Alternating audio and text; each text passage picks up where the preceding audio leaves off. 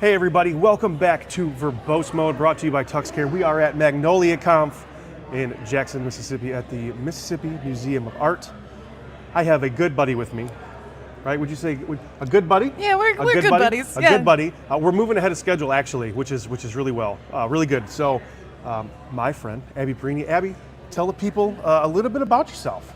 I started learning to code in 2020. I used to be in staffing, and I was trying to figure out what I wanted to do. My husband was like, "Oh, you'd move boxes around pixel by pixel. You like colors. Why not web development?" And I just fell in love with all of it. And one of the reasons that we became good buddies is because I worked in digital accessibility for a couple years, and now I'm in the food safety industry, and I just love talking and writing about things that might help other programmers. Oh, that's great. So this is a Halloween-themed conference. It is. I am a K-pop demon hunter right now. I was going to say, let everybody know out there that is watching the ensemble, the the whole thing. Oh, yeah. And who your partners in crime are. So Kayla, who's one of the organizers of Magnolia Conf, and Catherine Grayson Nans, who works for Progress, which is one of the sponsors, agreed to let me do their wigs, for better or for worse. I did this one, and then we decided to go with a low key. We didn't want to do the in-scene super detailed costume because we only had a month or two to put these together. And Kayla and Richard 3D printed and lit up the weapons, and they are amazing. So look for photos of those. K-pop Demon Hunters. Yeah, it's an hour and a half. It's a movie. It's on Netflix, and if you want to watch it before Halloween, you'll understand a lot of costumes you're about to see because it is so popular. So what is the plot without giving away spoilers? Okay, so a K-pop group is also secretly a group of demon hunters, and it's a story that I wish was around when my sisters and I were growing up watching movies. There's a reason that people say that their kids have watched it like 40 times. It's a good time. It's a fun romp. It's now Richard, the other organizer of Magnolia Comp's favorite movie. Anytime he has an hour and a half, he'll watch it. So wow. I've created monsters. I'm gonna have to watch that. Yeah. So my girlfriend's kid, he loves that movie. Yeah. He loves it. But I mean, I just can't get on the anime train. Oh, see, I'm a big animation fan in any form. So, if I was going to get on the anime train, I need a good starter.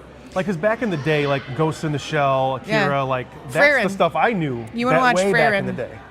Frieren? Frieren, Frieren, I think. It came out within the last couple years, and it's the anime that I recommend to people if they are at all interested in getting into anime. It's definitely a beautiful story. Yeah. I'll have to look it up. Yeah. I'll look it up when I get back home. Yeah. That's a good time to look it up. Let's do it. Yeah. Let's switch gears a little bit. Okay. You're giving a talk. I am. Is this your first Magnolia Conf? No, I was here in 23. That was my first conference talk. Ooh. Yeah. And we have a whole story. If you want to know the story of how Abby and I became a legit IRL friends. Yes. You just have to...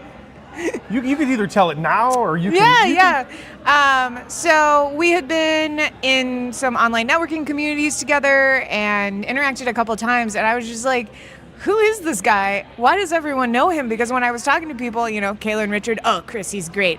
My boss at the time, oh, Chris, he's great. And I was like, who is he? I'm flattered.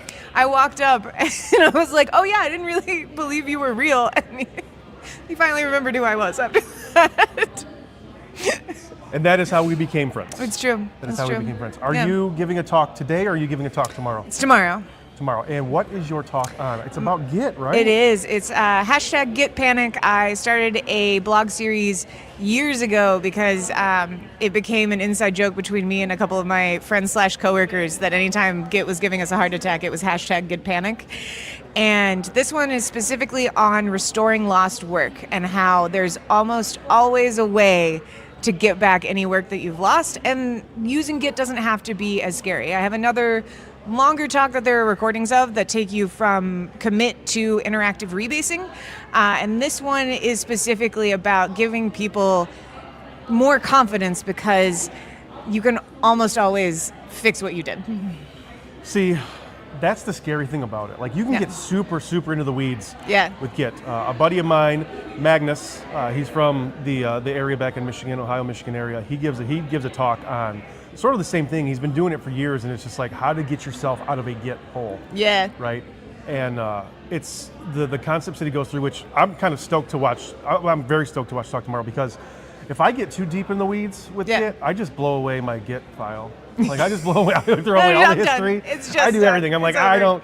don't know how to like do these reset head and reset hard, and it's too much. And I mean, Git log is great, but it's like, but I want to get I don't know how to get back to the thing sometimes, and it just gets super frustrating. Well, that's exactly what the talk is going to be, and it's one of those things where I find people assume that any Git topic is super, super advanced, and I'm at the point where I have a very specific question about something and I have to make the example myself to be able to figure it out, because there's no Stack Overflow thread on how to do it.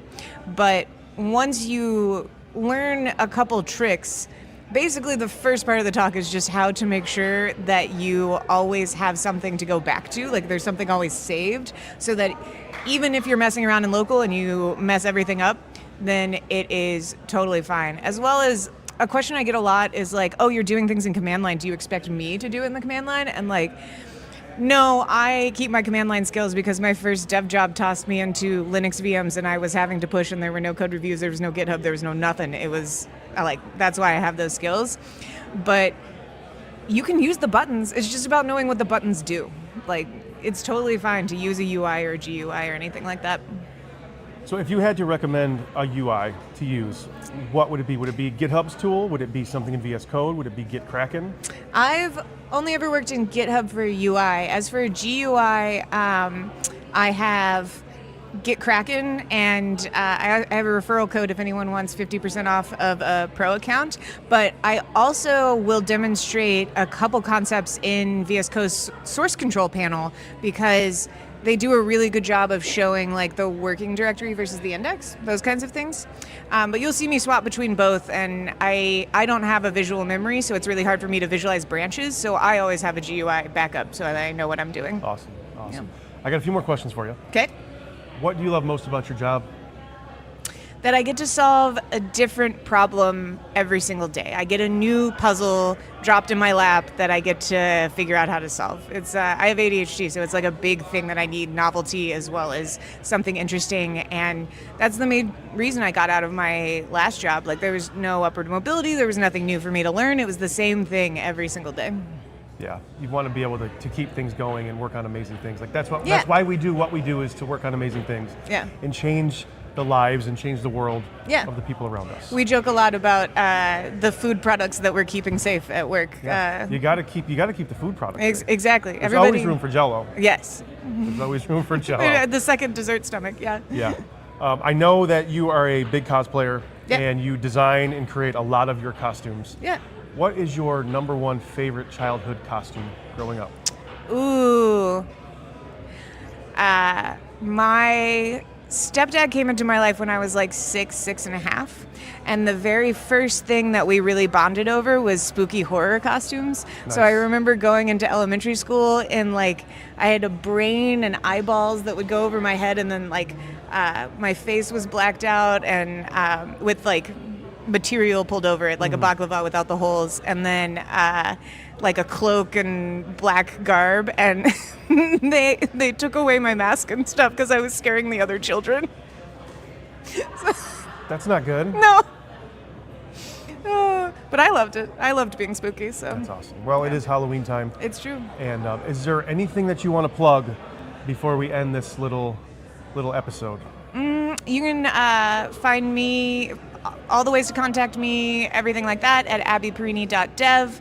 And if you want spooky stickers, because it's spooky sticker season, I have some in abbeyperini.shop. Yeah. Thank you so much. Absolutely. For joining me. Of course. We got one more today to round it out. That'll be in maybe an hour and a half. We'll see.